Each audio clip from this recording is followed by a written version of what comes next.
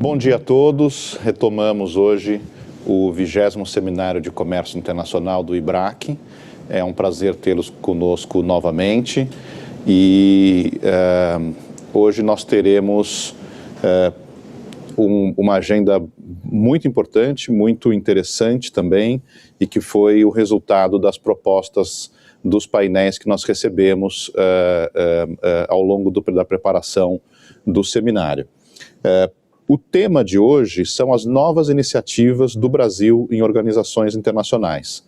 O primeiro painel vai tratar da acessão à OCDE e o segundo painel tratará da acessão ao Acordo de Compras Governamentais da OMC. O segundo painel vai começar às 10h30. O primeiro painel agora vai ser moderado pelo Gustavo Madi, da LCA Consultores, e a quem eu já passo a palavra para a apresentação da mesa. Muito obrigado a todos. Gustavo, você tem a palavra. Bom dia a todos, pessoal. Um prazer estar aqui. Agradeço ao Dr. René, agradeço ao IBRAC. Como o Dr. René já anunciou, o tema dessa manhã são as iniciativas do Brasil nas organizações internacionais. E na primeira mesa a gente vai tratar da acessão do Brasil à OCDE. O proponente da mesa foi o Dr. Mário Sete Dias, sócio do Demarest Advogados, e coube a mim a honra de conduzir esse debate, pelo que agradeço. O Brasil tem intensificado esforços para a sua adesão à OCDE. A formalização dessa adesão veio em 2017 e temos um longo caminho ainda pela frente. O desafio é grande porque exige adequação de muitas normas, muitas legislações em diversas áreas. Em área econômica, social, financeira, judicial, ambiental, enfim, são vários os campos de trabalho. Em algumas áreas é uma revolução legislativa, é uma mudança muito grande da forma como a gente vai encarar o tema, a gente vai regular o tema. Muitas medidas já vêm sendo implementadas. Recentemente, por exemplo, entrou em vigor essa obrigatoriedade para análise de impacto regulatório. Outras, a gente ainda está em discussão, outras ainda um pouco mais atrasados, cada um num estágio diferente. Bom, para nos contar como está o andamento dessas tratativas, a gente chama ao painel o embaixador Carlos Márcio Cosentei. Dr. Carlos é economista e mestre em Relações Internacionais, atualmente ocupa a posição de delegado do Brasil junto à OCDE e às outras organizações internacionais econômicas sediadas em Paris. Tem acompanhado muito de perto essas discussões e vem aqui nos contar como é que está esse andamento. Só para continuar nas apresentações dos panelistas de hoje, na sequência teremos a participação do Márcio Luiz Naves, subsecretário de Investimentos Estrangeiros da Secretaria Executiva da Camex, agrônomo e especialista em comércio exterior e em negociações internacionais, mestre em desenvolvimento econômico e comércio internacional. E fechando as apresentações da mesa, a gente conta com a honrosa presença da professora Vera Torstensen, já saudada nesse seminário, pelo seu histórico, pela sua fundamental importância e apoio ao estudo dos temas relacionados ao comércio internacional. Doutora Vera é pesquisadora e professora da Escola de Economia de São Paulo, da Fundação Getúlio Vargas, coordenadora do Centro de Comércio Global e do Investimento, na mesma instituição, titular da cátedra da OMC no Brasil, especialista em regulação do comércio internacional. Dr. Carlos, muitíssimo obrigado pela sua presença direto de Paris. É uma honra ter você aqui. Para ver os nossos trabalhos do dia, pode nos contar quais são as perspectivas quanto à adesão do Brasil à OCDE? Perfeitamente. Bom, muito obrigado. Bom dia a todos. Aqui já boa tarde, direto de Paris e às vésperas de ser reconfinado, né? Mas esse é o ciclo da vida atual. Bom, como você mencionou, o Brasil solicitou a acessão à OCDE em 2017, ainda no governo Temer. Esse pedido ele dava seguimento a uma aproximação com a organização que vem desde os anos 90, né? A partir dos anos 90, a OCDE, que até o fim dos anos 80 era, na verdade, fazia jus ao epíteto que ela ainda às vezes recebe, né, de Clube dos Ricos, né, porque realmente nos anos 70 ela era o fórum de coordenação dos países ricos, basicamente no diálogo Norte-Sul, né? Essa noção de clube de ricos ela vai se diluir no início dos anos 90 com a entrada de novos membros, né? Tem um novo ciclo de acessões à OCDE, no qual entram, então, o México, a Coreia e alguns países do leste europeu. Isso começa a alterar a conformação da organização e um pouco a sua característica, que cada vez mais vai se tornando uma espécie de, como na definição da presidente Bachelet, que ela fez quando da sessão do Chile, a organização, não em um clube de países ricos, mas em um clube de boas práticas, ou seja, uma organização que estuda e compara as políticas públicas, procura identificar quais dessas políticas são as melhores práticas, né? E, portanto, com base nisso, chegar, se for o caso, quando há uma convergência entre os países sobre qual seria essa melhor prática, isso é transformado no que eles chamam dos instrumentos normativos da organização, né? Que são as recomendações e as decisões. Há também alguns outros tipos de instrumentos, como declarações e mesmo acordos internacionais, mas basicamente aqueles instrumentos que inclusive estão na própria convenção da OCDE são as recomendações, que não seriam obrigatórias, e as decisões que seriam então obrigatórias para os membros que as aceitarem. Que ela tem um dispositivo curioso, né, que quando o Conselho adota uma decisão, o país que é membro pode se dissociar dessa decisão, então ele não fica obrigado a implementar. Mas a maioria desses instrumentos, hoje são 248 instrumentos, hoje, na verdade, com a aprovação de uma nova recomendação que consolida 4 outras, esse número vai cair para 245, mas, enfim, é um número grande de recomendações e decisões, a maioria são recomendações, então, em teoria, não são obrigatórias, mas, na prática, há uma expectativa de que os membros procurem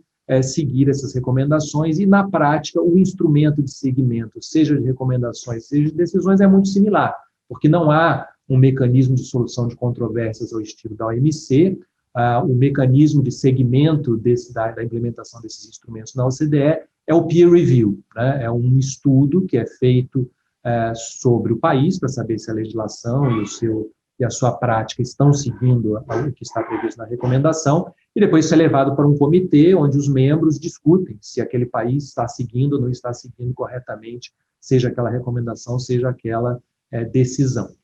Por que eu estou entrando nesse detalhe de explicação? Porque isso vai ser importante para entender o que é o processo de acessão à OCDE, né?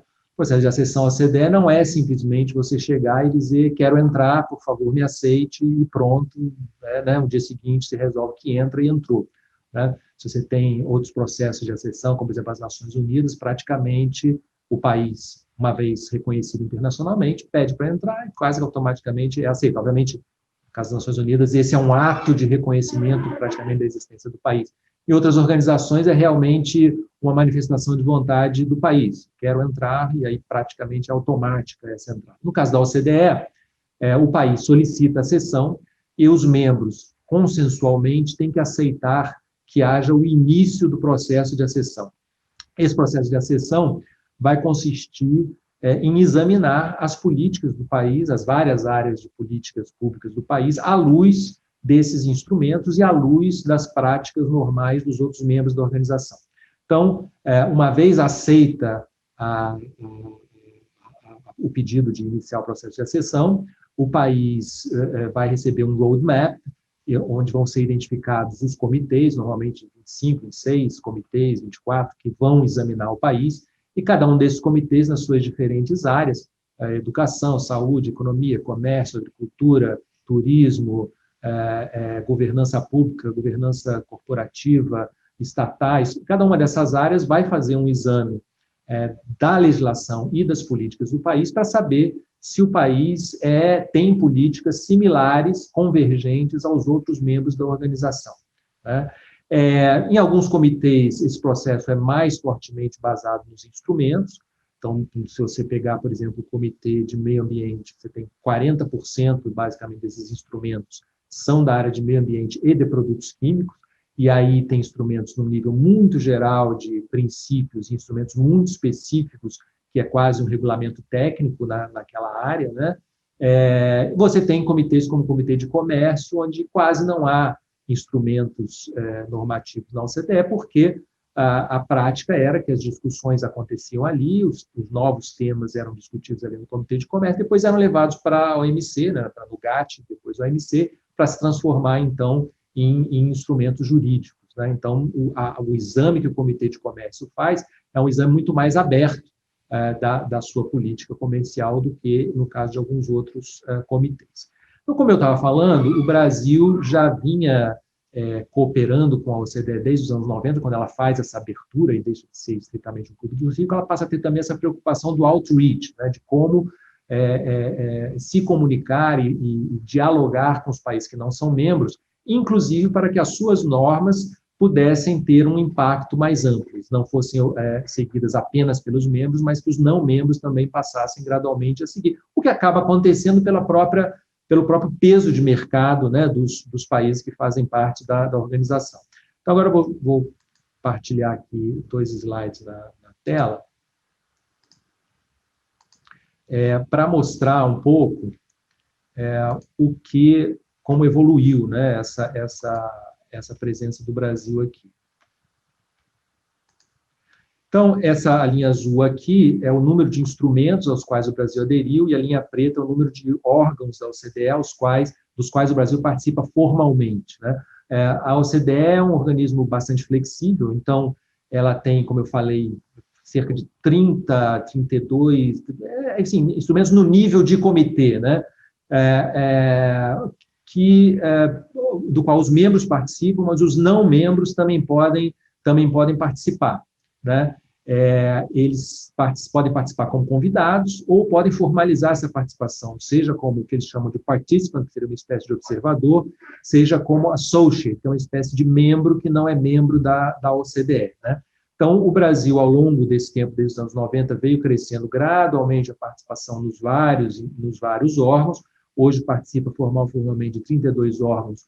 No nível de comitê, nem todos são comitês, alguns, por exemplo, é o órgão governante do PISA, né, que é um órgão separado, mas tem nível de comitê. Abaixo desses comitês tem uma série de outros grupos de trabalho, task force, etc. Então, o número de órgãos específicos dos quais nós participamos é muito maior, e desde que a gente criou a missão aqui, mesmo dos comitês nos quais nós não somos formalmente participant ou associate, nós temos participado como invitee, temos ido no nível de comitê, temos ido a todos. No nível de outros órgãos é impossível, são mais de 300 órgãos se reunindo o tempo todo, você não consegue acompanhar com a missão aqui tudo, embora agora com a pandemia as reuniões estão sendo basicamente virtuais, então a participação direta do Brasil tem aumentado bastante. Na linha azul estão os instrumentos normativos aos quais o Brasil aderiu. Então, vocês veem que a partir de 2017 há uma elevação muito rápida do número de instrumentos ao qual o Brasil aderiu. Essa adesão, em alguns casos, envolve um review, envolve um peer review, então a organização, o comitê respectivo realmente examina se o Brasil segue aquela norma, em outros é apenas uma aceitação do compromisso político do Brasil, e no caso de um processo de acessão, isso teria que ser reexaminado. Quando o Brasil pediu a acessão à OCDE aqui em 2017, nós fizemos um exame preliminar da compatibilidade da legislação e das políticas brasileiras com essas normas. Obviamente, isso vem sendo atualizado ao longo do tempo e, igualmente, eu vou daqui a pouco falar rapidamente sobre a situação em que está esse pedido de acessão, mas quando ficou claro que a aceitação do pedido de iniciar o processo de acessão ia demorar, nós passamos a uma estratégia de tentar adiantar o que fosse possível e, portanto, pegamos esse exame que tinha sido feito, pegamos as normas que tinham sido identificadas como compatíveis com a legislação e com a política brasileira e solicitamos a adesão antecipada a essas normas. Daí esse aumento, né, que está se vendo aqui a partir de 2017. Então, hoje, nós temos já 38,7% das normas da OCDE, às quais nós já aderimos, né? Esses 18,5% aqui são as normas, são as 46 outras normas às quais nós já pedimos para aderir, mas que a organização ainda continua examinando.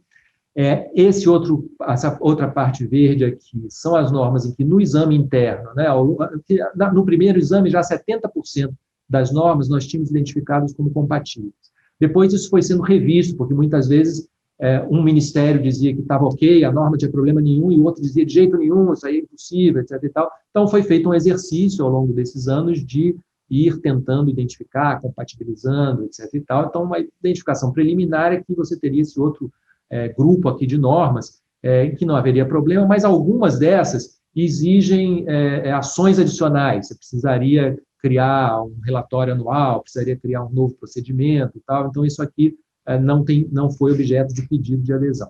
Esses 2,8 são aquelas normas em que se está de acordo com o conteúdo, mas se exigiria algum tipo de mudança legislativa ou infralegal. Esse 1,6 são normas em que os órgãos ainda encontram alguma dificuldade com o próprio conteúdo. Em geral, elas não têm problema legal porque não existe legislação brasileira nesse campo, para essas normas. E o vermelho seriam aquelas normas onde foi identificado um problema maior, né, que há uma dificuldade legislativa, uma dificuldade da prática brasileira. E esses 9,3 aqui é uma parcela que tem aumentado, que é, digamos, normas que foram ou modificadas, ou revistas, ou são normas novas, que ainda não foram examinadas pelos órgãos internos. Tá? Nesse 7,7 aqui, você tem algumas normas que vão ficar aí, porque, por exemplo, a gente está no processo de acessão ao Código de Liberalização de Capitais. Esse é um código no qual todos os membros da OCDE têm uma lista de reservas. Então, digamos, sempre vai haver um residual aqui de normas que estão, teoricamente, em desacordo, né, com as regras gerais, porque eles estão nesse grupo de reservas. Mas, em geral, esses instrumentos da OCDE não admitem reservas. Você ao aderir, você aceita aquele conjunto de recomendações ou aquele conjunto de obrigações. Né? E o processo de acessão é exatamente o processo de examinar se você está de acordo, e é uma dinâmica de gradual aproximação. Né? Se o comitê identifica que você precisa melhorar nisso, você não está seguindo exatamente naquele lado, o país volta, vai fazer seu trabalho de casa, aprovar a legislação se for preciso, mudar a política se for preciso, ajustar, criar novos órgãos se for preciso, e volta depois para o comitê e diz, fiz isso aqui, isso aqui, isso aqui, tá bom agora? Na hora que o comitê disser, tá bom, todos os comitês vão aprovando, quando todos os comitês aprovarem, isso é levado ao Conselho da OCDE, que então faz o convite. Nós não começamos ainda esse processo, por quê? E aí vou caminhando aqui para a minha conclusão, porque existem 6 países candidatos, Brasil, Argentina, Peru, Romênia, Bulgária e Croácia. Alguns deles, como os países europeus, já fizeram esse pedido há muito tempo, quando entraram na União Europeia. O Brasil foi o último a pedir, em 2017, a Argentina pediu em 2016. E por que não começou ainda esse processo? Fundamentalmente, porque há 2 visões, assim, digamos, sobre como deve ser esse processo de expansão da OCDE. Todo mundo concorda que a OCDE não será uma organização de vocação universal, ou seja, ela é um clube de países de práticas e visões similares, portanto, não é a ideia de que todos os países, no estilo das agências das Nações Unidas, que todos os países participem. A questão aí é até quando ela vai se expandir, que tipo de países podem pertencer. De um lado, você tem, nesse processo desses 6 pedidos, você tem numa posição extrema a União Europeia, que tem 3 candidatos que são membros da União Europeia, então ela diz, não, os 6 têm condições de entrar, então eu acho que os 6 devem começar o processo ao mesmo tempo. E no outro extremo, você tem os Estados Unidos com uma posição mais cautelosa, dizendo, não, a expansão da OCDE tem que ser gradual, para assegurar que os países tenham essa conformidade, então vamos começar com 1. Né? E entre 1 e 6, obviamente, até agora os membros não conseguiram um consenso sobre como se daria esse processo. Né? A versão que tem sido mais discutida é de você ter 2, né, um europeu, um não europeu, e depois ir fazendo os outros pares, até o fim do ano passado, os Estados Unidos favoreciam que a Argentina fosse esse primeiro, né? A partir do começo desse ano, eles aceitaram que o Brasil fosse esse primeiro, mas aí se iniciou uma discussão para tentar chegar a um acordo sobre como prosseguiria, mas com a pandemia, essas discussões meio que se interromperam. A OCDE passou a ter suas reuniões de maneira virtual, o próprio Conselho da OCDE passou a se reunir virtualmente, os temas mais sensíveis passaram a ter uma dificuldade maior de tratamento, eles ficaram muito concentrados aí nos últimos meses na questão do orçamento, né? Agora vão ficar muito concentrados na questão da sucessão do secretário-geral. O secretário-geral, o mexicano Ángel Gurría, ele termina seu mandato em maio do ano que vem, e até o fim desse mês, né, até daqui a uma semana, podem ser apresentados candidatos, já se fala, não todos se registraram formalmente ainda, mas se fala em 8 ou 9 candidatos se apresentando, então vai ser um processo que vai demandar bastante os embaixadores. Então, assim, nós temos, hoje o Brasil tem o apoio de todos os membros da OCDE, mas não consegue começar o processo porque eles não chegam a uma decisão sobre como esse processo se processaria em relação ao conjunto dos seis candidatos. Tem uma pergunta aqui já, não sei se eu já respondo ela ou vai ter depois a outra rodada, Gustavo.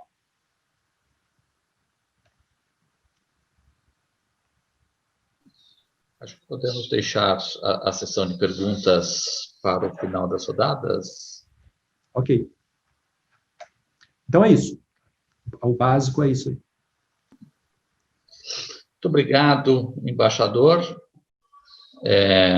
Ao final, aqui, a gente vai ter um tempo para os debates, e aí a gente coloca essas questões e outras que forem aparecendo. Passo a palavra para o subsecretário Márcio Luiz Naves. Márcio, a expectativa é que a adesão do Brasil à OCDE seja um fator de alavancagem de investimentos, seja porque as reformas necessárias para nossa adesão são importantes para criar um ambiente mais propício ao investimento, seja pela visão de selo de qualidade, né, pela comunicação de segurança jurídica ao potencial investidor. Qual a expectativa que podemos ter em relação ao potencial de atração de investimentos? Bom, primeiramente, Gustavo, muito obrigado ali pelo convite, né, para participar dessa mesa. É uma honra aqui estar com colegas de longa data, né, o embaixador Carlos Márcio e a professora Vera, e agradecer novamente aqui também o convite feito pelo IBRAC. Bom, de fato, primeiro eu acho que é importante salientar que os investimentos estrangeiros diretos no país, ele vai ter um papel fundamental na retomada da economia, principalmente na pós-pandemia, né? Isso é um fato, e o país, ele está ciente, o governo brasileiro está ciente disso, tá? Nós temos envidado esforços, né, no sentido de atrair cada vez mais investimentos estrangeiros, mas sempre aliados às melhores práticas internacionais, inclusive as recomendações da OCDE. Então, acho que é importante salientar isso, porque todas as reformas estruturantes, tudo que está sendo encaminhado aqui dentro do governo, principalmente no Ministério da Economia, está bastante alinhado justamente, na medida do possível, é óbvio, né, às melhores práticas, né, e as recomendações também da OCDE. Então, assim, eu na realidade, entre essas iniciativas que nós temos hoje aqui sendo tocadas no âmbito do Ministério da Economia, eu vou salientar algumas coisas aqui que eu acho que é interessante dividir aqui com todos, né? Nós lançamos no âmbito da Secretaria Executiva da Camex o Plano Nacional de Investimentos, né? Que na realidade esse plano ele foi lançado agora em julho, no âmbito do Comitê Nacional de Investimentos, né? E na realidade o plano ele propõe 2 objetivos básicos, tá? O primeiro, né, que é coordenar a política de atração de investimentos no âmbito do governo, né? Melhorar a governança dentro do governo. Porque nós sabemos que o tema investimentos dentro do governo é um tema bastante pulverizado, né? Então, todo exercício, nós tentamos aqui fazer que todo exercício feito para que a gente possa atrair mais investimentos estrangeiros dentro do governo, ele seja feito de maneira mais coordenada, né? Eu vou citar um exemplo aqui. Por exemplo, nós iniciamos agora uma tentativa de coordenar melhor, principalmente as recomendações da OCDE relacionada ao Comitê de Investimentos, né, para que a gente possa coordenar isso melhor no âmbito desse Comitê Nacional de Investimentos, do próprio Plano Nacional de Investimentos.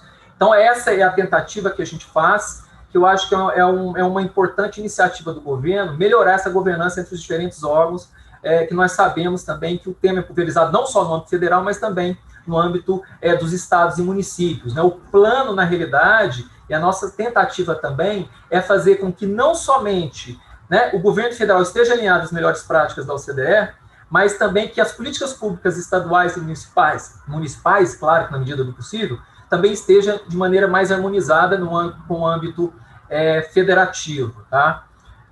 Pretende-se também, a partir da iniciativa do plano, eu acho que é importante também dividir aqui com todos, né, o aperfeiçoamento da regulação no país. Tá? Dentro do próprio Plano Nacional de Investimentos, nós temos uma iniciativa que nós iniciamos em maio desse ano, que é a Agenda Regulatória para a Melhoria do Ambiente de Investimentos. Tá? Essa agenda, na realidade, ela é uma iniciativa em consonância com as melhores práticas da OCDE, eu vou explicar aqui com um pouquinho de mais detalhes, né? Ela foi lançada no GSEX de maio, então nós tivemos um mandato aprovado no grupo executivo da CAMEX em maio, que é o grupo de vice-ministros da CAMEX, tá? No final de julho, nós incluímos a elaboração da agenda no âmbito do Plano Nacional de Investimentos. Então, aí, a partir daí, nós começamos a elaboração da agenda, que não é algo tão simples, é um pouco mais complexo, que envolve muitos órgãos de governo. Né? Então, a partir do mandato, o que nós fizemos? Quais foram as etapas que nós estamos cumprindo, né? Até chegarmos ali à publicação das normas que nós consideraremos mais prioritárias para que a gente possa fazer essa implementação ao longo dos próximos anos. Né? Nós primeiro iniciamos consultas aos inúmeros órgãos de governo, essa foi a primeira etapa, né? Essas consultas envolveram mais de 30 órgãos de governo no âmbito do governo federal, envolve desde agências reguladoras até órgãos de administração direta e indireta do governo federal, tá? Para que a gente pudesse saber com eles quais seriam as prioridades em termos de revisão dos seus estoques regulatórios, né? A gente precisaria, na realidade, ter um mapeamento, um mapa do que estava sendo considerado como prioridade nesses órgãos, tá? A partir desse momento, nós realizamos várias reuniões também, porque, é claro, né, a agenda que nós estamos construindo aqui internamente na CAMEX, ela é focada nas normas infralegais, são aquelas normas mais operacionais, que realmente, muitas vezes, causam impacto direto, né, na atração de investimentos, muitas vezes complicando a vida do investidor estrangeiro. Então é importante salientar, primeiro, que a elaboração da agenda ela é focada nas normas infralegais. Quando nós recebemos os inputs dos órgãos, que foram variados, vários inputs de diversas normas que vão ser objeto de alteração, né, nós começamos a trabalhar com cada um deles, né, em critérios. Porque como a nossa agenda ela é focada para a melhoria do ambiente de investimentos, nós temos que ter critérios para selecionar quais normas se encaixaria melhor na nossa agenda para depois a gente trabalhar melhor com cada um deles, né? Então, assim, o que a gente tem feito, e os critérios que nós elencamos para selecionar essas normas juntamente com esses órgãos foram simplificação de critérios, né, das normas, consolidação de normas, muitas normas às vezes têm variadas, e você consolidar isso facilita muitas vezes, né, um ambiente de negócio, desregulamentação, tem várias normas hoje no âmbito do governo que muitas vezes não tem mais serventia, então essa desregulamentação de determinada norma é importantíssimo também para o investidor. A harmonização com estándares internacionais também, principalmente com as recomendações da OCDE, é uma coisa que nós estamos levando em conta aqui na elaboração da nossa agenda, tá? E qualquer tipo de alteração adicional que impactará positivamente na atração de investimentos no país. Então, isso é uma coisa que nós aqui estamos tratando na elaboração da agenda, tá? É importante salientar também que durante todo o processo de elaboração da agenda, nós estamos seguindo, na realidade, primeiro dando total transparência, né? Eu vou explicar depois a consulta pública aqui, tá? E ela está totalmente em consonância com basicamente com duas normativas, né? A primeira, que é a recomendação do Conselho da OCDE sobre política regulatória e governança, né? Então, toda a elaboração da agenda, ela está seguindo estritamente, né, a recomendação ali do Conselho da OCDE para a política regulatória. E segundo, que a agenda também está bastante em consonância, né, com aquela lei do ano passado, que é a Declaração dos Direitos de Liberdade Econômica, né? Então, a gente tem essas duas diretrizes, vamos dizer assim, mães, para que a gente possa ali trabalhar a elaboração dessa agenda, né? Bom, o primeiro passo tinha sido dado, que foi primeiro consultar os órgãos, e nós passamos para o segundo passo, que foi o lançamento de uma consulta pública bastante ampla, né, que nós lançamos no início de agosto, né? Essa consulta, ela foi finalizada agora, no início de outubro, se eu não me engano, no dia 19 de outubro, ela foi finalizada, nós demos 60 dias, né? Tivemos inúmeras aportes aqui por parte da academia, do setor privado, né, de escritórios de advocacia de grande porte, tá? E agora nós estamos no momento de consolidar todos esses inputs que vieram para que a gente possa publicar um relatório, né, e tentar entrar em contato com cada um dos órgãos para ver o que a gente pode fazer de ajustes antes de publicar a agenda, tá? Para todos aqui terem uma ideia da dimensão da agenda e os temas que estão incluídos nela, que eu acho que é relevante eu salientar aqui, nós temos desde temas aduaneiro, setor aéreo, defesa, energia, financiamento, petróleo e gás, mercado de capitais, inclusive, entra aqui, apesar de muitas vezes não significar IED, mineração, previdência, saúde e vigilância sanitária, comunicações, transportes terrestres, tributação. Então, vocês veem que a gama que nós estamos trabalhando, né, é enorme, juntamente com cada um dos órgãos. E, assim, e só dizer que eu acho que nós vivemos um momento muito importante, ímpar, dado o engajamento de cada um dos órgãos, né, justamente na elaboração conosco dessa agenda. Então, assim, é um momento muito importante para nós. Hoje, nós temos aproximadamente mapeados, né, seguindo aqueles critérios que eu disse anteriormente, consolidação, harmonização com estándares, né, melhoria do ambiente, etc. Nós temos hoje elencados aqui, na nossa agenda, aproximadamente 250 atos normativos que nós recebemos aqui de input dos órgãos, tá? Então, a ideia é que a gente publique esse relatório da consulta antes da gente também publicar ali, até o final do ano, essa agenda para os próximos 2 anos, né? Para nós aqui hoje, é importante que essa agenda ela seja publicada, e a partir desse momento nós queremos também iniciar um trabalho no âmbito subnacional. A gente já iniciou algumas conversas, algumas tratativas, mas é como eu disse anteriormente, né? A gente precisa ter uma melhor harmonia entre as políticas públicas federais e as estaduais em termos de atração de investimentos. Porque o investimento é feito nos estados, né? Não é feito na União. Então, essa harmonização e essa aproximação e essa maior sinergia, ela é fundamental para a melhoria, inclusive, do ambiente de negócios, tá? Bom, enfim, a ideia é que a gente publique essa agenda até o final desse ano agora, de 2020, para que a gente possa implementá-la até o final de 2022, tá? Eu acho que também, aproveitar aqui também um momento, eu sei que tem um tempo aqui, eu acho que eu tenho mais uns 5 minutos, eu vou ser bastante breve, né? Que além do próprio Plano Nacional, né, e da agenda regulatória e todo o trabalho de governança que a gente tem feito, eu acho que é sempre importante salientar que o governo ele tem feito uma ampla agenda de reformas estruturantes também, né?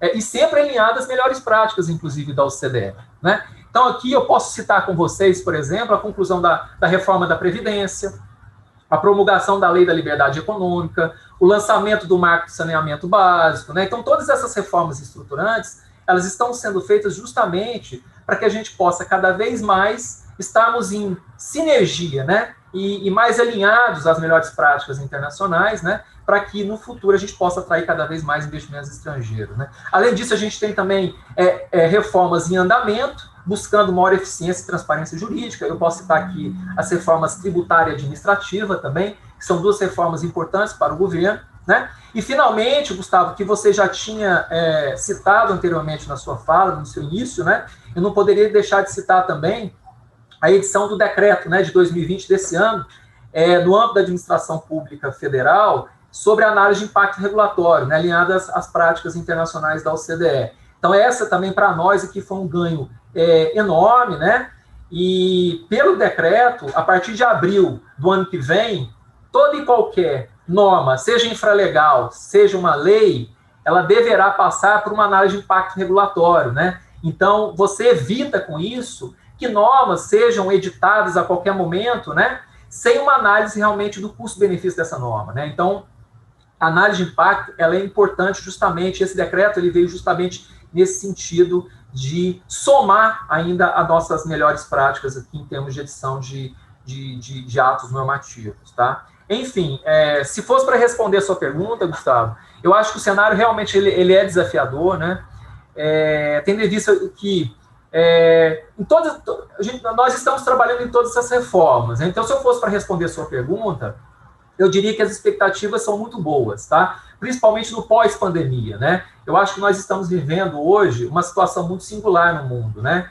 Em que os investimentos estrangeiros caíram pela metade em todo o mundo, né? O fluxo de investimento caiu, né? Mas o que a gente espera é que quando esse fluxo retomar, o país realmente ele esteja preparado para que a gente possa realmente atrair os investimentos estrangeiros que a gente precisa para retomar a economia e gerar os empregos necessários e o bem-estar da nossa população. Acho que é isso, Gustavo. Eu me coloco também à disposição aqui para responder qualquer pergunta. Muito obrigado. Muito obrigado, subsecretário. Ótima apresentação. Mostra o tamanho do desafio. Nessa agenda tão grande, acho que a tarefa de elencar prioridades não é fácil, mas ela tem que ser feita e o caminho é esse, né? A gente está bem preparado para que na retomada pós-pandemia a gente consiga destravar esse elemento que impede o nosso crescimento de uma maneira mais sustentável. Convido agora a professora Vera. A professora Vera tem liderado vários estudos que sistematizam os indicadores que são acompanhados pela OCDE para avaliar esse atendimento às condições ou às recomendações da organização. Professora Vera, o que esse acompanhamento tem nos mostrado? Bom, boa tarde a todos, ou bom dia ainda, boa tarde, embaixador. Espero que vocês estejam me ouvindo. Pronto, é um prazer estar aqui no IBRAC de novo. E aí eu queria mencionar, é ótimo, Márcio, ver o seu trabalho, que beleza de trabalho, tá? Eu que estou acompanhando o que vocês andam fazendo, né, em Brasília. Eu queria mencionar, Renê, muito obrigada pela introdução de ontem, foi comovente, e aí eu quero atestar para vocês o que a gente brigou naqueles primeiros seminários lá no Guarujá, porque o nome do IBRAC era de defesa do consumidor, e aí a turma do comércio brigou para transformar, né, o IBRAC em comércio internacional. Então, e agora, como a OMC, vocês estão vendo, acompanhando, ontem os Estados Unidos já bloqueou, né, o consenso que estava existindo na candidata nigeriana, então a OMC vai estar complicado por um tempo e a OCDE tem um trabalho imenso para vocês. Estou vendo aqui, tem 113 ouvintes, eu acho que preparem-se porque tem muito trabalho para advogado e economista. Tá? Deixa eu contar para vocês o que eu queria apresentar, que é um pouquinho ver se chega lá. Olha aqui, então, vamos lá. Perfeito. O meu problema do Member Driven, que eu odeio essa história do Member Driven, está aí porque os Estados Unidos estão bloqueando tudo, tá? De novo, os temas todos de OMC vocês conhecem mais do que eu, e aí a beleza dos temas novos da OCDE, que mexe com economia, mexe com comércio e mexe com um montão de temas como saúde, crescimento inclusivo, etc. Aí a grande pergunta qual é? A grande pergunta é como é que a OCDE mastiga, né, a regulação dos países. Deixa eu apresentar. Governança é o grande tema do OCDE, e aí o Brasil está passando agora, eu tenho acompanhado pelo exame da OCDE de governo central. Né? Então, todos esses temas, a OCDE transforma, atenção, faz questionários, pergunta se o país tem ou não, e depois cria indicadores. A palavra é mágica. Indicador é Composite Indicators. Está lá o manual, se vocês quiserem, vão olhar o manual, é análise fatorial, eu chamo de o que eles estão mexendo com a análise de multidimensões, certo? Que, no fundo, pega para cada um dos temas, você começa com análises objetivas, depois vai transformando em análises subjetivas e cria um indicador, tá? E é isso que eu tenho feito nesses últimos tempos. Para vocês terem um exemplo, governança, você tem indicadores para instituições responsáveis, governo inovador, todos esses temas. E aí, atenção, meninas, integridade de gênero, o Brasil é uma tragédia. O último aí, governança de infraestrutura, todos os temas de boa governança têm participação das meninas, sim, e as indicações do Brasil são trágicas, tá? Como é que, então, você faz a análise de regulação da OCDE? e depois como é que isso vira indicadores. Dou um exemplo que vocês gostam. Serviço profissional, indicadores de regulação no mercado de serviços. A OCDE cria perguntas objetivas, tem, não tem, como é que é a regulação de entrada, como é que é a regulação de funcionamento, cria depois números que vão variando de 0 a 10, 0 a 5, 0 a 1, nesse caso é 0 a 1, e aí você tem todo registro, licença de permissão de entrar ou não. E aí, pronto, cria esses valores todos, o Brasil está mal na foto porque ele é, de alguma forma, restritivo. Tá? Outro exemplo, a área de bens ambientais é um mundo para advogado. Olha a confusão. Tem mais de 400 indicadores, gente. Tem os indicadores da ONU, que tem os 169 metas, tá? Depois você tem, olha a confusão que é o Comitê de Política Ambiental do OCDE, vejam todos os indicadores. Depois eles separam o que é crescimento verde e depois o que é puro meio ambiente. Um tem mais economia, outro não tem, tá? Anda para frente, menino. Pronto. Resultado. Aí, por exemplo, exemplos dos indicadores. Olha a tabela aqui à direita. Produtividade de carbono, quer dizer, como é que você usa, produtividade energética, desperdício dos materiais, tudo isso vira 0 a 1 ou 0 a 6, e o que acontece? Vira um indicador. Pronto, tá vendo? E depois o último item é indicadores da governança, certo? Que o país tem, e aí a gente vai ver qual é o índice de governança do país, tá? Está aqui os países e a índice de governança. Vejam lá, o exemplo, custo de poluir induzido pelas políticas das empresas. Veja, o Brasil é o terceiro da fila no lado ruim do indicador mau. Tá? Depois, eu vou passar rapidíssimo. Olha que lindo, todos esses indicadores verdes de intensidade por GDP, por total, a emissão de CO2, só para vocês terem uma ideia de que delícia que é trabalhar com a OCDE, são coloridos. O Brasil aparece, muitos outros ainda não aparecem, e esse é o nosso trabalho, acompanhar a métrica da OCDE. Tá? Isso eu pus só bonito para vocês ficarem bem, depois isso aqui estão todos os nossos livros que a gente está publicando, está tudo já disponível. Eu vou pedir para um dos meus meninos colocarem já no chat para vocês todos aonde está a fonte, e aí vamos ver serviço. Né? Você sabe que serviços tem a parte da OCDE de contabilidade, né, que entra nos códigos de capital, de liberalização de pagamentos, e aí, de novo, como eu falei, indicadores de restrição à entrada, restrição ao movimento de pessoas, outras medidas discriminatórias. Então, o trabalho de consultores, que muitas vezes a OCDE contrata vários consultores brasileiros, estudantes ou pessoal de advocacia, para justamente listar se tem, não tem e qual é o indicador. E aí, a OCDE calcula a nota e, como vocês podem ver, aqui o caso do Brasil, ele é comparado com a média da OCDE, primeira coluna, você vê que ele está mal na foto em vários temas, tá?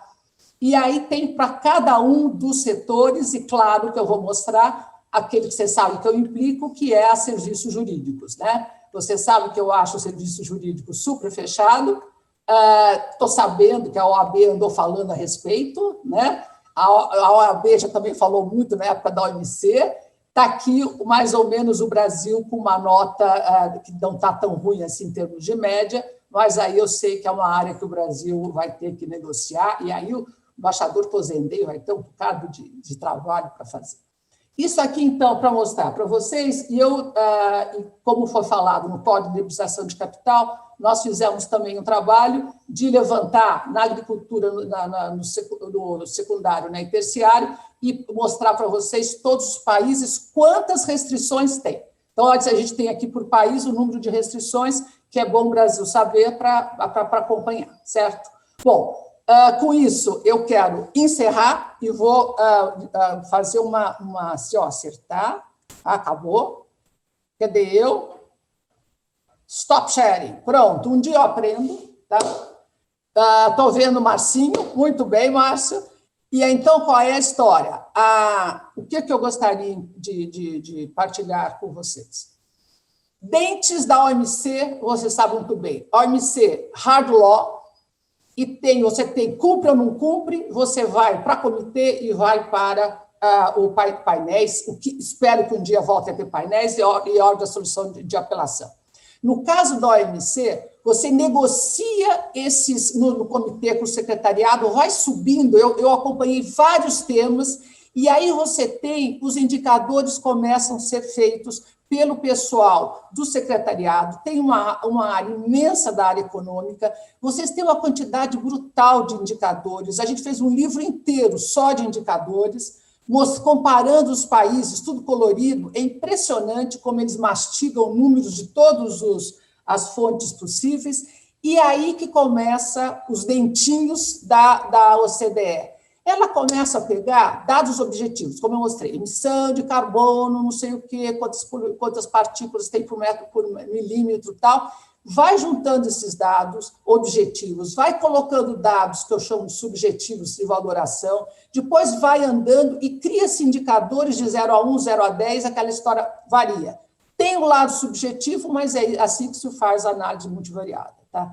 O resultado, o Brasil, então, aparece, com a maioria das vezes, mal na foto, né? Não está ainda na média da OCDE, ela não vai obrigar você a cumprir tudo, mas vai acompanhar passo a passo, então é uma montanha que a gente vai subindo, cheio de sinaizinhos, olha, está torto, vai para cá, arruma, e é um mar maravilhoso para ser desbravado pela área acadêmica, porque você, cada vez que você entra num desses temas, você fica fascinado com a quantidade de material e, o mais interessante, começa a comparar com os outros países. Tá? Então, eu encerro, Gustavo, dizendo para o pessoal que está ouvindo, trabalhar com o OCDE, espero que cada vez seja mais importante e relevante.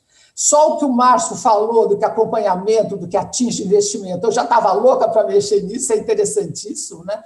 E o que vocês vão fazer? Vão acompanhar para setores, para as indústrias, para a área do escritório onde vocês trabalham, começar a acompanhar o que está acontecendo na OCDE e como é que o indicador do Brasil está, porque certamente, com o tempo, a gente vai ter que mudar. Então, os dentes da OCDE são dentinhos, mas eu acho extremamente eficientes no momento atual, onde você não tem OMC. Você tem muitos acordos, espero que o Brasil cada vez tenha mais acordos, mas realmente você tem uma novidade imensa para explorar.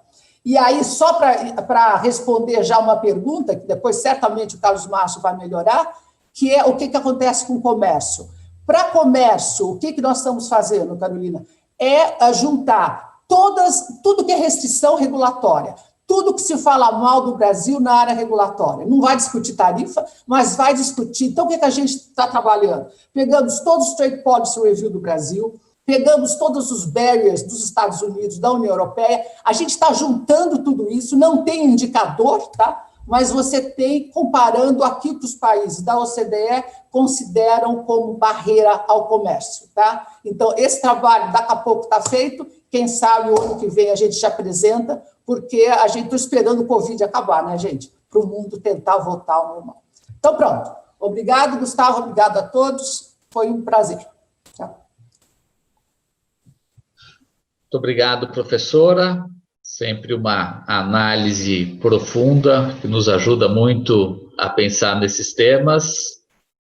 Sempre essa mensagem que a gente fica em dúvida entre a animação de vamos percorrer esse caminho e o medo desses dentes, o quanto são dentes de carinho, o quanto eles são afiados que vão nos devorar. Acho que a interpretação, o entendimento geral é que esse longo e dificultoso caminho que temos a percorrer vai nos ajudar a superar os nossos entraves de investimento. Passando, então, ou voltando a palavra para o Dr. Carlos, para fazer considerações sobre uma pergunta já feita pela audiência. Convido aos demais da audiência que também façam perguntas aqui pelo nosso chat. E a professora Vera já começou a responder essa feita pela Carolina, que trata das questões de abertura comercial, da nossa tarifa do imposto de importação, se seria algo tratado, algo imposto pela OCDE, em algum do comitê, no comitê comercial ou em algum outro, que eles nos propusessem uma redução unilateral das tarifas para que a gente se adeque a melhores práticas do comércio internacional. Professora Vera, doutor Carlos, por gentileza. Só retomando então essa questão, a negociação na OCDE, como a Vera mencionou, não envolve uma negociação de acesso a mercados diretamente, né, ao contrário da OMC, onde você vai negociar tarifas e tem uma lista que registra, né, qual a tarifa máxima que você pode usar, etc. e tal, nada disso existe na OCDE. O que o Comitê de Comércio faz é uma avaliação geral de se você tem uma política comercial compatível e convergente com a dos outros membros, leia-se relativamente aberta ao comércio internacional. Nessa comparação, o Brasil, em geral, é tido como mais protecionista do que os outros, na medida em que o nível tarifário médio é mais elevado, bem mais elevado do que a média dos outros países da OCDE, né? Agora, é difícil saber o que será exatamente o processo de acessão do Brasil na área de comércio, justamente por isso, né? Os antecedentes que você tem, mais recentes, são países da União Europeia, portanto, tem a mesma tarifa externa comum, o mesmo grau de abertura da União Europeia em geral, Costa Rica, México e Colômbia, né, é o mais recente. Então, você vê que no caso da Colômbia, também não tem tarifas tão baixas assim, e não houve uma negociação com a Colômbia de grau de abertura geral da economia, você vai ter que baixar. Obviamente, se olhou o grau de abertura e se considerou, não, tudo bem, tá, dá para entrar, né? Agora, como, em última instância, a aprovação do comitê é por consenso e depende da aprovação de cada membro, membros específicos poderão trazer questões pontuais específicas. Então, no caso da Colômbia, a demora final da sessão da Colômbia à OCDE foi, por um lado, pelas discussões no Comitê de Assuntos Trabalhistas, por causa do problema de segurança de líderes sindicalistas, ou seja, alto nível de assassinatos e outras violências contra líderes sindicalistas, que é um negócio super difícil, porque não é uma coisa que você possa resolver com uma lei, né? Assim, ninguém pode matar sindicalistas, a lei colombiana estava ok. O problema era uma exigência de que o Estado desenvolvesse determinadas políticas para dar maior proteção aos líderes. Então, é uma coisa que teve que ficar em observação durante alguns anos e os índices irem melhorando, etc. e tal, mas não era uma coisa assim, objetiva, precisa. E questões na área da legislação de propriedade intelectual. Uma legislação que tinha sido proposta, que estava no Congresso colombiano e que os membros estavam preocupados, queriam segurança de que aquilo não ia passar à frente, etc. e tal, que eram temas de interesse específicos dos Estados Unidos, da Suíça, de países muito específicos. Então, claro, vários países vão apresentar questões específicas, algumas vão ser suficientemente amplas para alcançar, né, repercussão com os outros países, outras serão muito específicas e você vai ceder um pouco mais, um pouco menos. A gente está tendo um pouco essa experiência nos códigos de liberalização de capitais, em que você tem uma regra geral de que você não pode ter restrições. São dois códigos, né, de movimento de capitais e de movimento de intangíveis, que na verdade é serviços, né, só porque a linguagem é antiga, né, pré-acordo de serviços da OMC. Então, a legislação toda do Brasil de investimentos foi investigada, junto com a legislação propriamente dita de movimento de capitais. Na área de movimento de capitais, a gente tem agora o PL, né, que o Banco Central preparou e que está no Congresso sobre que muda a lei cambial. Essa nova legislação eliminaria vários dos itens que estão hoje propostos como reservas dentro da negociação. Então, digamos, a aprovação do Brasil para aderir ao Código de Liberalização está sendo feita na suposição de que a lei cambial passará e que, portanto, várias dessas reservas não serão necessárias.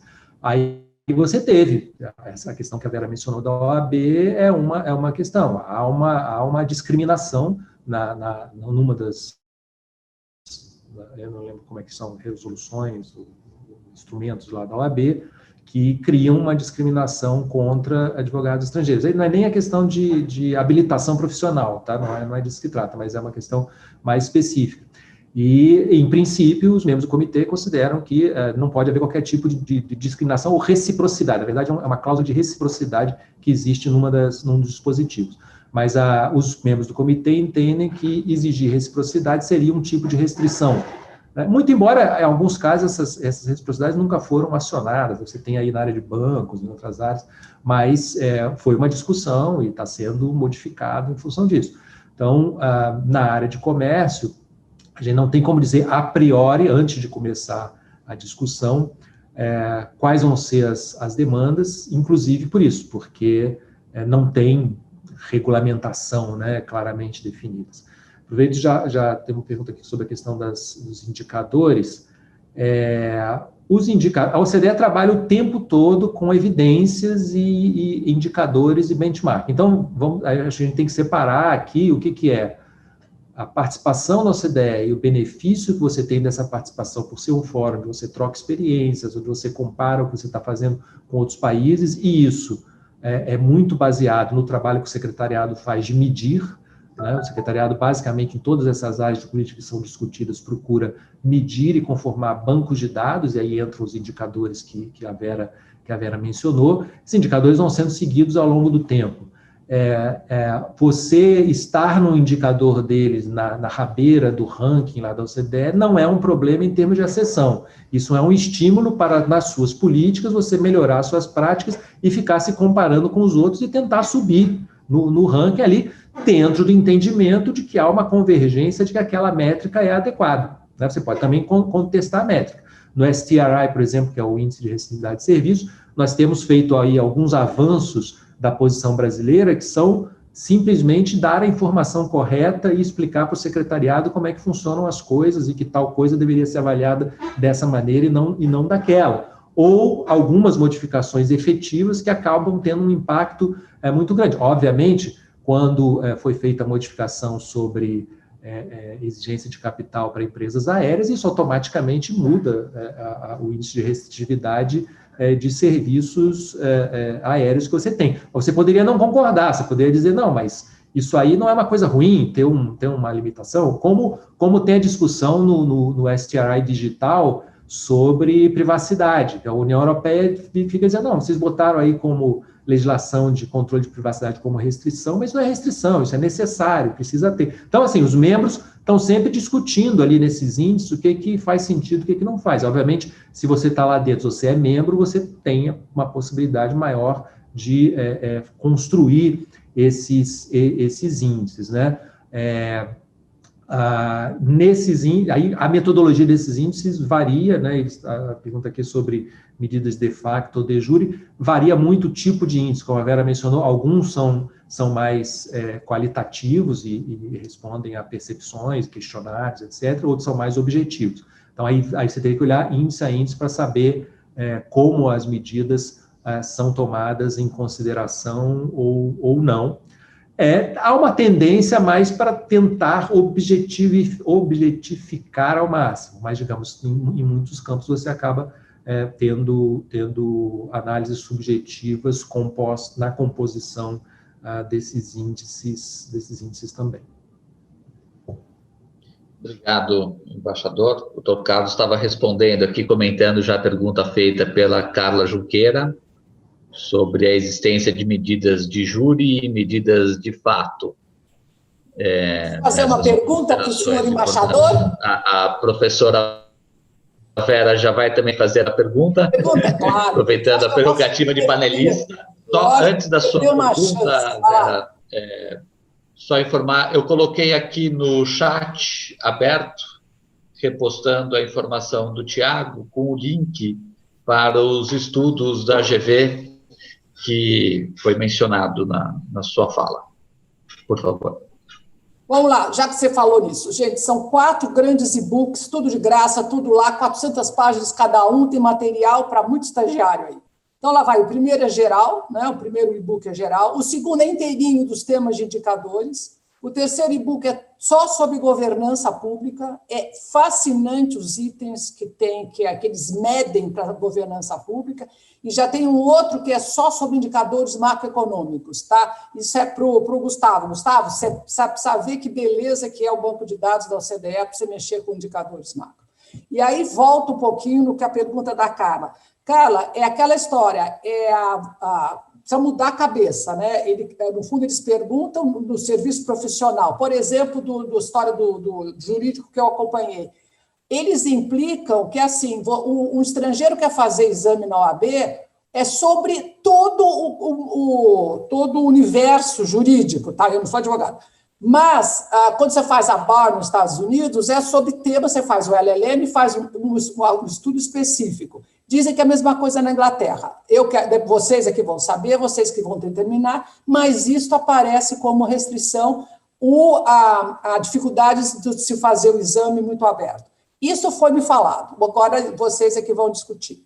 Minha pergunta, embaixador. Ontem eu estava num seminário fascinante sobre transfer pricing, né? Aquela história, é o paraíso dos advogados, né, tributaristas, e eu fiquei assim, literalmente encantada com a discussão, porque parece que é um dos grandes temas sensíveis e que o Brasil não tem como se adequar, né? Então, aquela história, pode ser dual o sistema para as empresas que estão funcionando ou não, as empresas que já são multinacionais querem passar para o modelo da OCDE ou não. Embaixadora, a pergunta é como é que desembrulha, né, o tema transfer price, porque é fascinante. E outra pergunta para o Márcio. Márcio, como é que a tributação brasileira você está acompanhando na sua agenda de investimento? Porque se é o tema do momento, é esse daí. Pronto. Pergunta. Professora, pegando carona, então, e complementando a pergunta para o subsecretário Márcio, antes de passar a palavra para o embaixador, outro tema desses tributários relevantes para investimento internacional são os ADTs, os acordos de dupla tributação, e que também tem uma discussão importante sobre a adequação do Brasil ao padrão OCDE. Acho que isso poderia também entrar nesse rol de questões difíceis. Por favor, embaixador.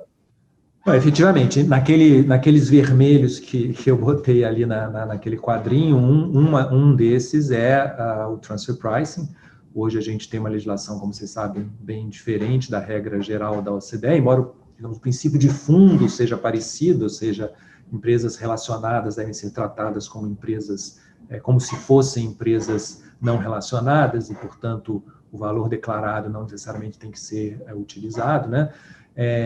Mas as metodologias de fazer isso são diferentes, né? A metodologia da OCDE, pela segunda Receita, né, exigiria um grau de informação e de recursos humanos muito mais pesado, né? E por isso eles sempre consideraram que a sua metodologia que arbitra certas variáveis de lucro seria mais objetiva, mais previsível, etc. E tal. Eles têm havido um projeto aí junto com a OCDE para tentar examinar isso em mais detalhe. As conclusões preliminares são de que o sistema brasileiro não é sempre mais benéfico para a receita, que em muitas situações você, na verdade, perde receita, né?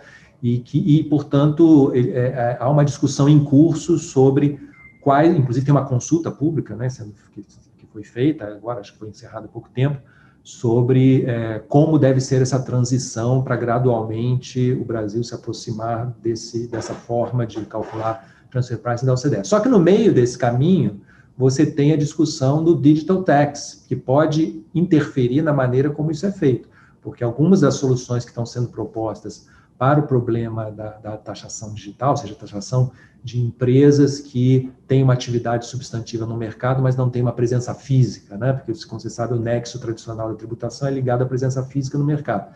Então, na medida em que hoje você tem empresas digitais que atuam nos mercados sem presença física ou com presença mínima, isso exige uma nova discussão de quais são os princípios básicos da taxação transfronteiriça. Então, isso aí vai interferir também, porque algumas das soluções que estão sendo propostas se baseiam justamente numa alocação de direitos de taxação baseada em certas fórmulas, em certas pressuposições que não são, como é o transfer pricing hoje, tentando olhar operação a operação, o que vai dar. Você tem umas taxas arbitradas ali naquelas soluções que estão sendo propostas. Então tem que ver como é que vai evoluir isso, porque vai acabar tendo um impacto também, mas sim existe um esforço da Receita de fazer essa aproximação gradual. No caso dos acordos de dupla tributação, existe na OCDE o modelo, né? Então, outra vez, é outra dessas áreas que a gente não sabe como vai ser o processo de acessão até que ele comece. Por quê? Você tem um modelo, é uma recomendação, não necessariamente você tem que seguir. Os próprios acordos que os países fazem não são cópias do padrão que a OCDE criou ali. Vários acordos de membros da OCDE divergem em pontos, embora sigam, em geral, aquele modelo global, porque é o modelo que adquiriu consenso entre os membros. Então, a questão que se coloca no processo de acessão vai haver uma exigência de que o Brasil renegocie? Eu entendo que não, até porque não é uma coisa obrigatória. Só que você fica imaginando, como eu disse, né, só aprova quando todo mundo estiver de acordo. Então, eu posso imaginar perfeitamente um país como a Alemanha, que tem insistido há muito tempo em retomar o acordo de bitributação com o Brasil nos termos da OCDE, dizendo, não te aprova aqui nesse comitê enquanto você não aceitar negociar nos termos do comitê, né? Nos termos do padrão da OCDE. Então, embora você não tenha, em princípio, uma obrigação geral, você pode ter membros específicos dizendo só vou considerar que a sua política é convergente com a OCDE se você fizer comigo um acordo desse tipo, né? Então, mas, como eu disse, é uma dessas áreas em que a gente não tem, porque até aqui não foi um assunto que foi levantado, né? Isso que eu estou descrevendo aqui é totalmente hipotético, né? Não é que a Alemanha tenha chegado para mim e tenha dito isso, mas é uma possibilidade que existe. Tinha uma outra pergunta para o Márcio no Q&A. Eu só vou complementar o embaixador então, e depois eu volto aqui com a palavra para a Vera, o embaixador, Gustavo. Eu acho que, na verdade, o Carlos Márcio já respondeu praticamente 80%, né? Eu só agregaria alguns pontos aqui com relação à ADT, né, e as questões de tributação que a Vera mencionou.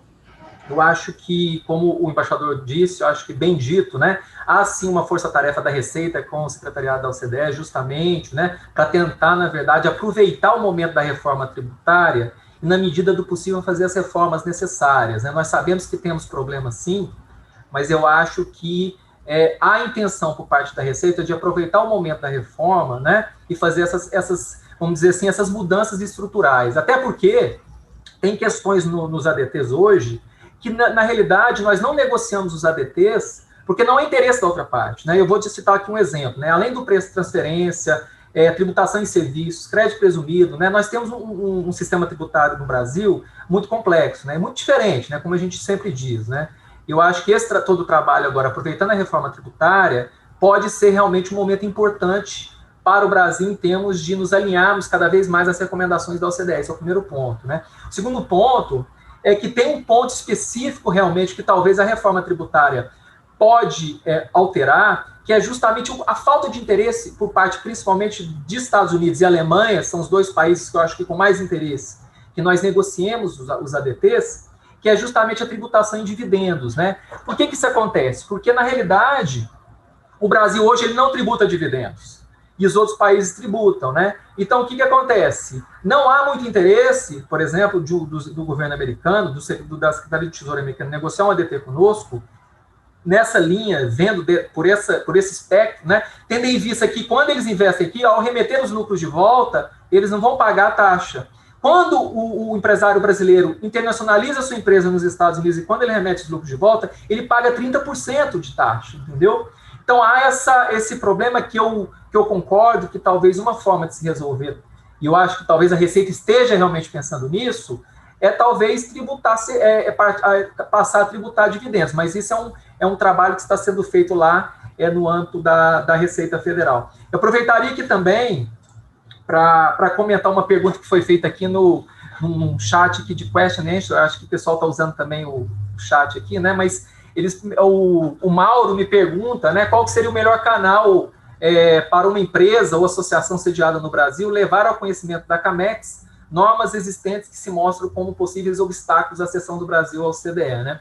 Só explicar, Mauro, acho que o embaixador também já comentou, né? O governo brasileiro ele já vem fazendo desde 2017, se eu não me engano, fizemos 2 trabalhos, né? Do AQUIS, né? O AQUIS, na realidade, ele é todo um trabalho feito internamente pelo governo em que se bate as recomendações da OCDE e as suas decisões e seu alinhamento com as nossas normas e nossa legislação interna, né? Então, isso já foi feito, basicamente. Agora, se há realmente uma vontade por parte de uma empresa, né, ou uma associação em nos visitar aqui, né, até para apontar possíveis obstáculos e normas, nós estamos aqui de canal aberto, né? Eu acho que a própria Subsecretaria de Investimentos aqui está pronta para recebê-lo. Mas sempre é importante salientar que o comitê gestor que comanda a seção do Brasil ao CDE aqui no governo brasileiro, ele fica na Casa Civil, né?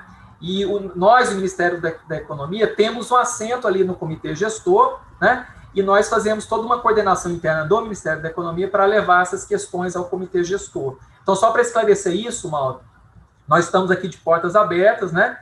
E se tiver alguma coisa além do que já está mapeado, né? Claro que nós estamos aqui com a abertura necessária para levar essa questão ali para o próprio comitê gestor, né? Não sei se mais alguém teria alguma pergunta a fazer, alguma dúvida.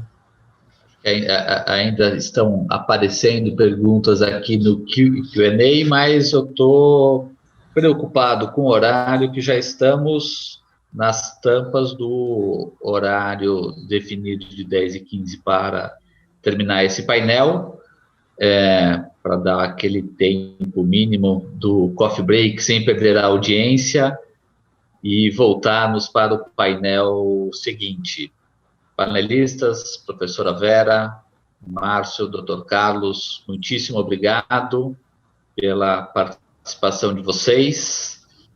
Acho que tivemos aqui um excelente painel, uma excelente qualidade. Doutor René, em cima da hora, já te devolvo, dá tempo de mais um último minuto para cada panelista.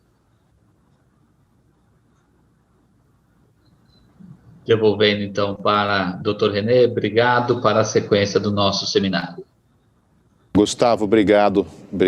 Nós estamos agora já às 10h16. Quero agradecer ao painel, agradecer ao Márcio Lima, subsecretário, embaixador Cozendei, que também sempre prestigiou o IBRAC, já, aliás, de muito tempo, e a professora Vera, também pela participação. São temas complexos. Na realidade, a complexidade ela vem não só pela profundidade, mas também pela multiplicidade dos temas tratados na OCDE. Portanto, cabe a nós, advogados, aos economistas, aqueles que lidam com o comércio internacional, nós estamos num momento de expansão da nossa prática e, portanto, temos que nos debruçar para estudar e conhecer esses diferentes regimes internacionais e como eles podem influenciar o ambiente de negócios, o ambiente econômico do nosso país.